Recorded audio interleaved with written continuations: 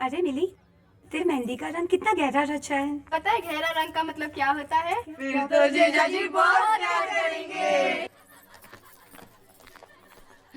जीते रहो जीते रहो। तुम लोग यहाँ क्या कर रहे हो?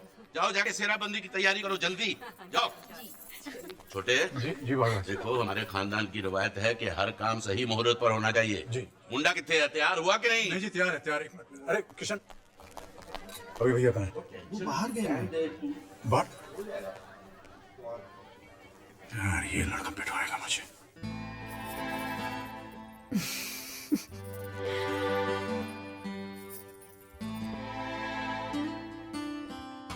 तुम क्यों? किसी और का इंतजार था? अभी कोई देख लेगा तो? अरे देख लेगा तो देख लेंगे, लेकिन मुझे हरगिज़ बर्दाश्त नहीं है कि मेरी दुल्हन को मुझसे पहले कोई और देखे। कितनी अच्छी लग रही हूँ ना मैं? You know what? I'm the luckiest man in this whole world. I agree with you.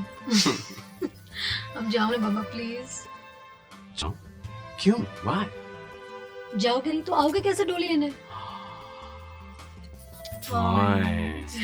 अब जाओ No प्लीज chance. जाओ अभी No chance.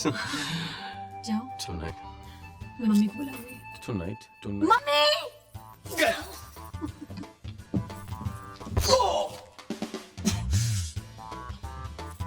Day after tomorrow.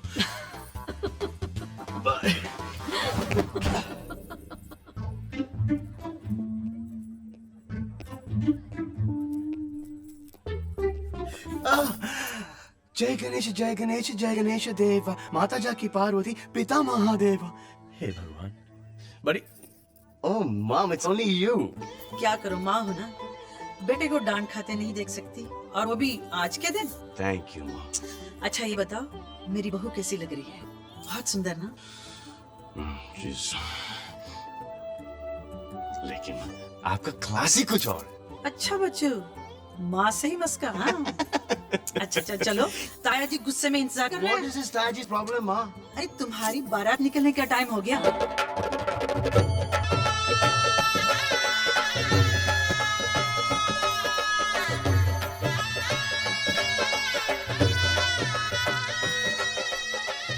नमस्कार। यजमान शुरू करें। ओए पंडित, पूछने की क्या बात है, शुरू कर। एक मिनट पंडित जी, जरा रुकिएगा। क्यों क्यों भाई, अब देर किस बात की है? बड़े बस अब एक मिनट।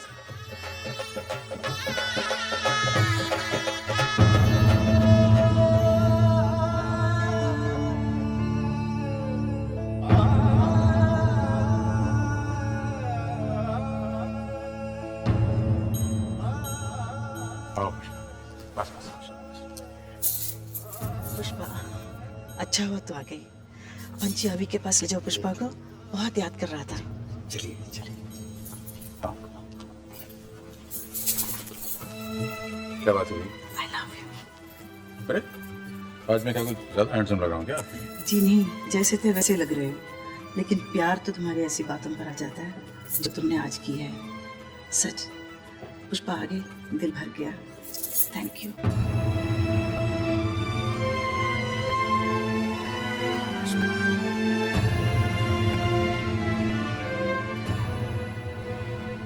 जजमान आप प्रारंभ करें। आप शुरू कीजिए पंडित जी। ओम आनो भद्राः चतवो जन्मतो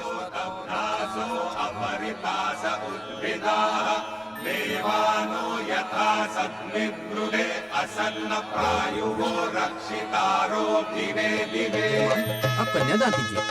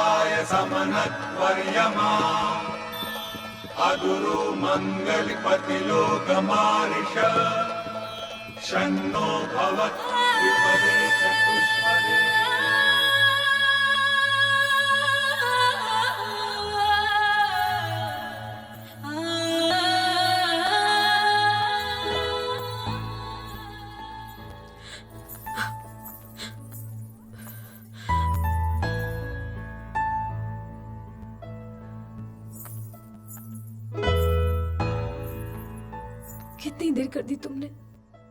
कब से ढूंढ रही हूँ तुम्हें। आई नो, बहुत देर कर दी, बट यू नो, तुम्हारा एक एक आंसू मेरे लिए कितना कीमती है। अब रोना बंद करो, बस चलो।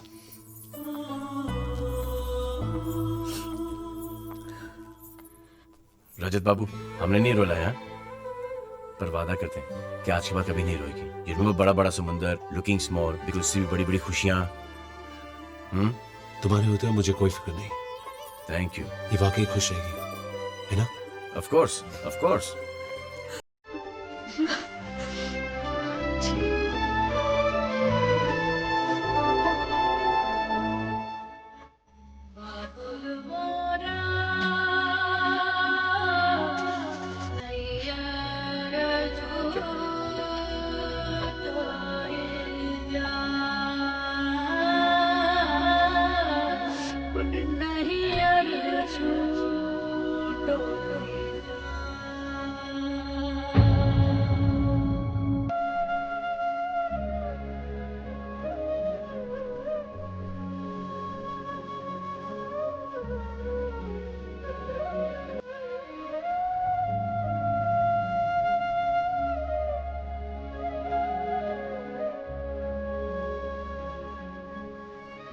दूर दूर तक फैला ये जो पानी तुम देख रही हो,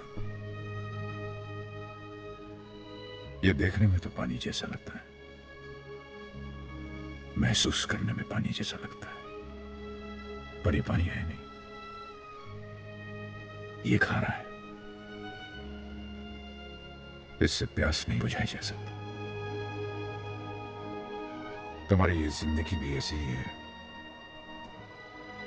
जो देखने में तो जिंदगी जैसी लगती है, महसूस करने में जिंदगी जैसी लगती है, पर जिंदगी है नहीं।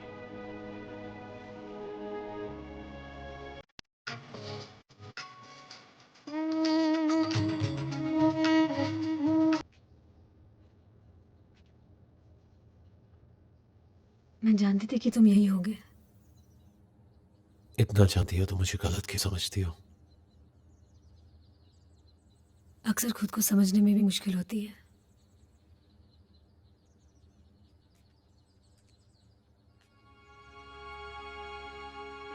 किसी रिश्ते के साथ काफी दूर तक चलने के बाद उसका नाम बदलना आसान नहीं होता।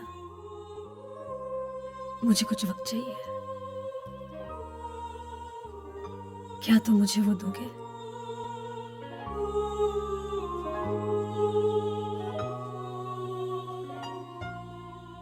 प्यार में वक्त की कोई सीमा नहीं होती। कहो तो सारी उम्र दे सकता हूं।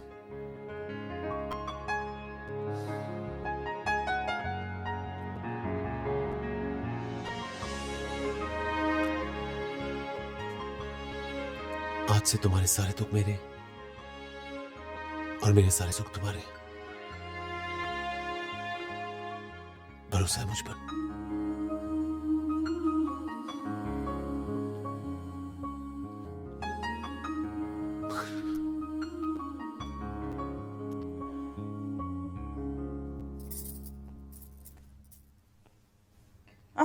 ये क्या?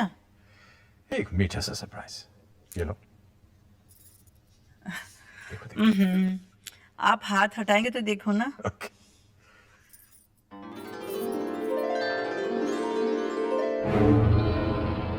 ये कैसा मजाक है? ये मजाक नहीं, सच है। मैं ये शादी नहीं होने दूंगी। ये शादी नहीं हो सकती, हरगिज नहीं।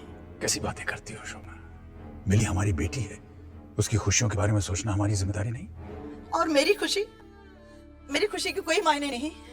अगर मिली ने अपना पति खोया है तो मैंने भी अपना इकलौता बेटा खोया है। अब अपनी आखिरी खुशी अपना पोता नहीं खो सकती मैं, नहीं। शोभना, तुम बात समझने की कोशिश करो। क्या समझूं? कहिए ना, क्या समझूं? समझने की तो आपको जरूरत है। अगर ये शादी हुई तो मिली के साथ तेरा पोता भी चला जाएगा। ये नहीं होगा। माँ होकर माँ का दर्द नहीं समझ रही हो तुम। क्या माँ रहेगी बेटा तो वहीं रहेगा।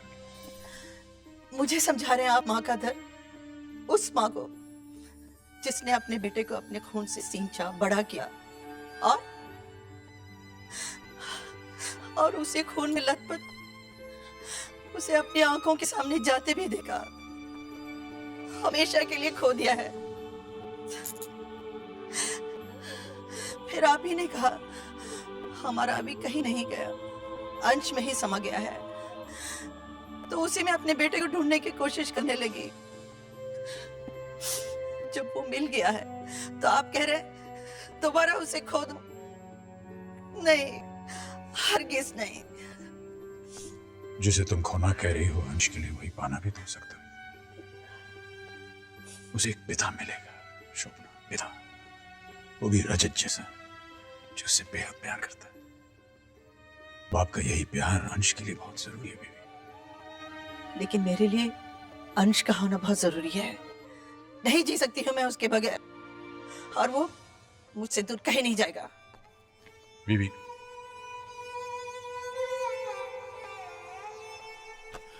बेड़ा गर्क, काश ये खबर सुनने से पहले ये धरती फट जाती और मैं इसमें समा जाता।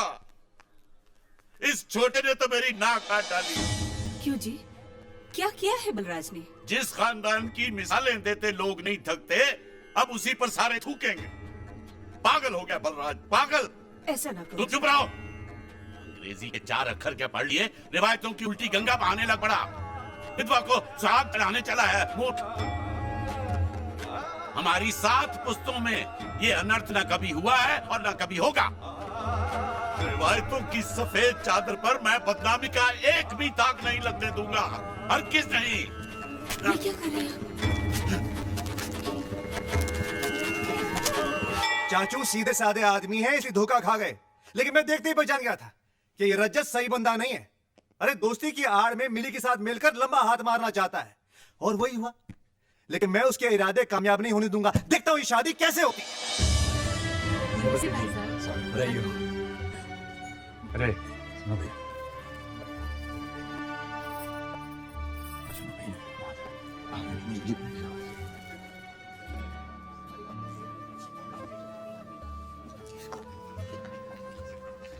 शुक्रिया, अरे बहुत बहुत शुक्रिया। ऐसा मत कहिए भाई साहब। वर वधु को मंडप में ले आइए यजमान, शुभ मुहूर्त आरंभ हो चुका है। करे मैं भी आता हूँ।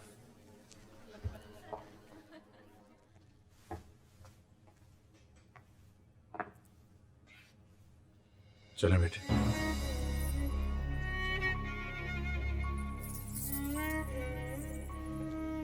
क्या बात है?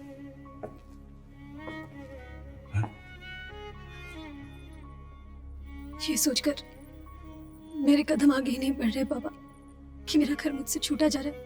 मैं अपने पापा को छोड़कर। बेटियों को तो माँ बाप का घर छोड़कर जाना ही पड़ता है, संसार का नियम ही है बेटा।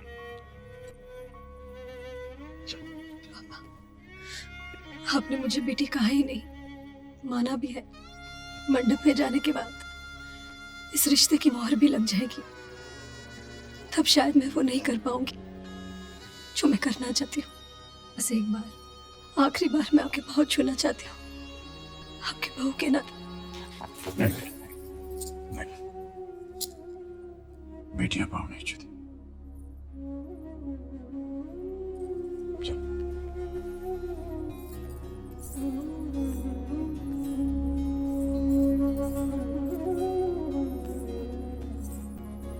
खुश हो बेटे, खुश हो। मैं तो इसे तुम्हारे पास नीचे ला रहा था। ये कहने से मैं खुद को नहीं रोक पा रहा कि लोग तो मैंने बहुत देखे हैं, लेकिन ऐसा आदमी नहीं देखा जो अपनी खुशियों को कम और दूसरों के गमों को ज्यादा महत्व दे, जो एक रिश्ता जोड़ने के लिए अपने तमाम रिश्ते तोड़ने को तैयार हो जाए। आशीर्वाद दीजिए कि मैं आप जैसा बन सकूं, आपकी बेटी को वो सब कुछ दूं जिसकी वो हकदार है।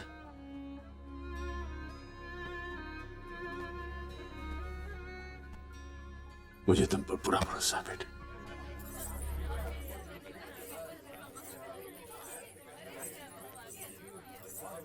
आजा बेटा आजा। जाओ ये तमाशा। ये शादी नहीं होगी। बड़े भैया मत कहो मुझे बड़े भैया, तू मेरा भाई हो ही नहीं सकता। मेरा भाई तो वो था जो मेरी हां पर हां और ना पर ना की मोहर लगाता था, जिसे सीने से लगाकर मुझे यकीन होता था कि वो हमारे खानदान की रवायतों को आगे बढ़ाएगा। पर तूने तो थूक दिया उन पर, आग लगा दी उनमें। अरे तू तो खुद ही देख चुका है परंपराओं को ठुकराने का नतीजा। विधवा की मौजूदगी से बदशुगुनी ना फैले इसलिए नहीं लेकर आया था पुष्पा को अभी के ब्याह पर तू नहीं माना, बुलवा ली ही रिया इसे, और फिर बेटा खोकर उसका अंजाम भी देख लिया। अब आप किसी का मुंह बंद नहीं कर सकते हैं चाचू।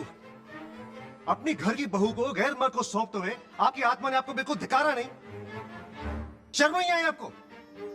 इनकी आत्मा मर चुकी है भूषी, तभी तो बेटा खोकर आत्मरी हो चुकी मेरी बहन से अब ये पोता छीनकर उसे बिल्कुल मार डालना चाहते हैं।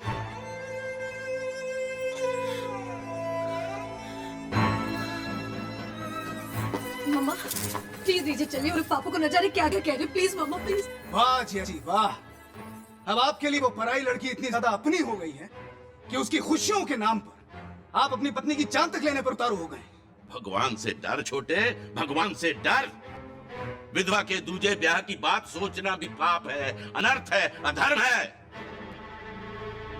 और अगर अभी तूने अपनी जिद नहीं छोड़ी तो कसम पुरखों की, शादी के इस हवन की अग्नि मेरी चिता की आग बन जाएगी। ये शादी कराने के लिए तुझे मेरी लाश पर से गुजरना होगा। अगर आपकी वजह से मेरे बाबूजी को कुछ हो गया ना चाचू, तो मैं सारे रिश्ते भूल के पता नहीं क्या कर जाऊंगा। कोई लिहाज नहीं करूंगा मैं। आप लोग जी, यहाँ पे कोई शादी वादी नहीं हो रही है, जाइए अपने घर। ओए पंडित उठो। बैठिए पंडित जी, बैठिए। और आप लोग भी बैठिए। मेरे हुक्म के ऊपर अपनी जिद रखने की तेरी हिम्मत कैसे हुई? धर्म, समाज, परंपराओं को लात मार कर तू ये साबित करना चाहता है कि तू इन सबसे ऊंचा है, बहुत बड़ा है, भगवान है। नहीं, तू पागल है, पागल। हाँ मैं पागल हूं बड़े भैया, मैं पागल हूं। बहू को बेटी मानना अगर पागल बनाए तो मैं पागल हूं। उसके आंसू पोंछना अगर पागल बनाए तो मैं पागल हूं।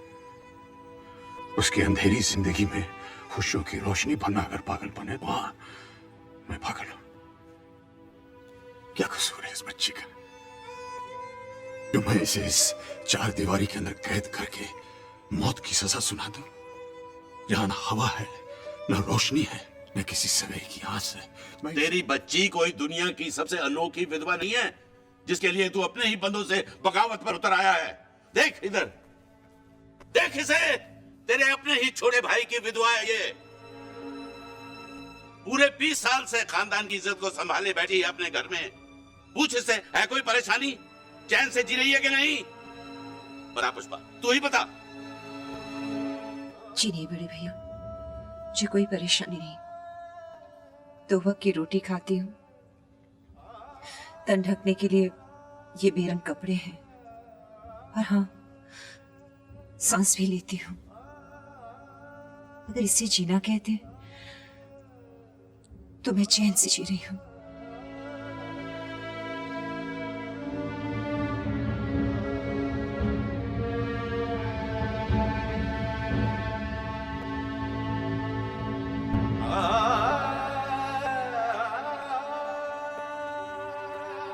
मुझे माफ कर दो पुष्पा, उस वक्त मैं चुप गया। विरोध करने के लिए मैं हिम्मत नहीं जुटा पाया, लेकिन आज मुझे कोई नहीं रोक सकता। न धर्म, न समाज, न रवायत, कोई नहीं। और कौन सा धर्म, कौन सा समाज, कौन सी रवायत? वो जो पति के मरने के बाद एक जीती जागती औरत को जिंदा लाश बना देती है, क्या वो जो उससे उसके जीने का हक ही छीन लेती? लोग कहते हैं कि सती की प्रथा जो है वो बंद हो गई है। कहां बंद हुई है? वो तो आज भी जीवित है, पति की चिता पे ना सही, लेकिन परंपराओं की चिता पर आज भी न जाने कितनी औरतें पल पल सती हो रही हैं, तिल तिल के मर रही हैं। इस पुष्पा की तरह सिर्फ सांसें ले रही हैं। लेकिन मैं अपनी बेटी को सिर्फ सांसें लेने के लिए जिंदा नहीं रखूंगा। मैं उसे जिंदगी का वो आईना दूंगा जिसमें वो अपना एक नया चेहरा देख सके, जिसमें रंग हो, नूर हो, खुशियां हो। बड़े भाई साहब, बड़ी विनम्रता के साथ मैं आपसे कुछ कहना चाहूंगा। क्या ये ठीक है कि परंपराएं बनाने वाला इंसान ही परंपराओं की बलि चढ़ता रहे? परंपराएं जिए, इंसान मरता रहे। परंपराएं बड़ी, जिंदगी कुछ भी नहीं। बड़े भाई साहब, आपको परंपराएं निभाना तो याद रहा, लेकिन पुष्पा के आंसू पोंछना आप भूल गए।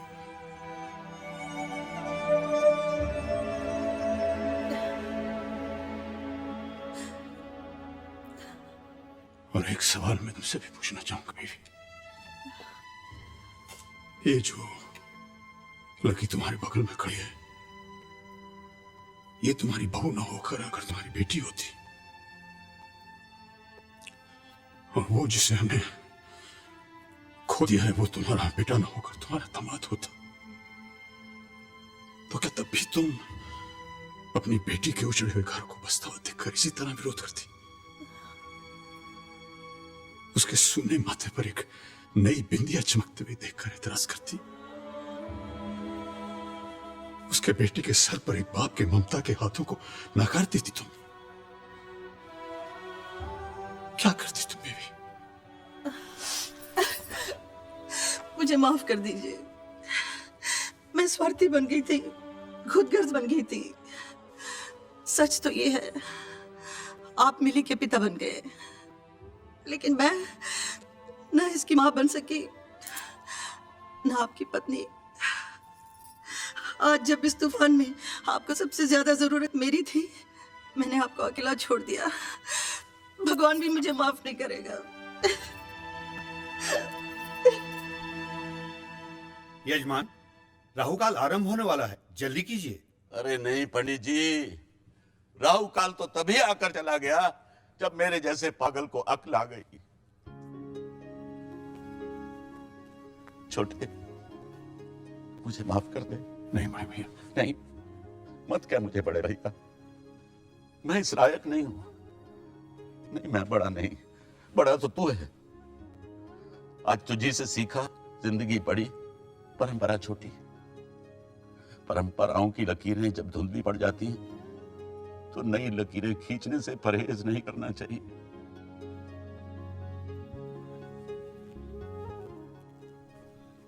पुत्र जी, देर तो बड़ी हो गई, अब मेरी बात का कोई मतलब ही नहीं है।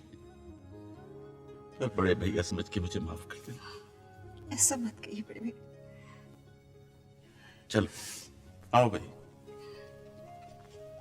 छोटे, बच्ची को मंडप में ले चलो।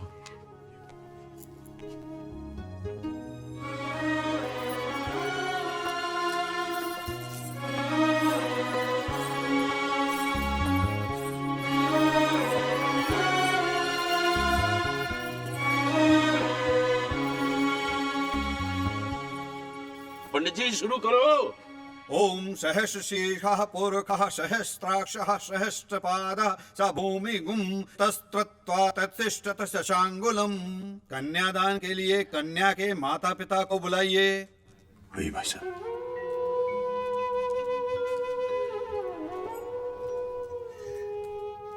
कन्यादान का अधिकार बेटी के बाबुल को होता है,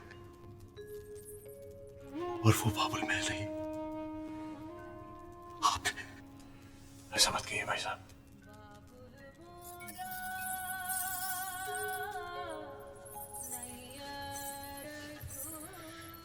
महके की धैर्य लाने के बाद काश हर बेटी को आप जैसा बाबुल मिले पापा।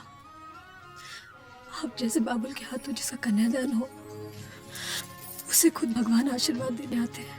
अपने जिगर का टुकड़ा जो दे दे अपने लहू का, कतरा जो दे दे रोए जिया पर आंसू नया है, अपने दुखों को सबसे छुपाए, निकाल के जिस्म से जो अपनी जान दे। थैंक्स बड़ी। महान है वो बाबुल जो कन्यादान दे।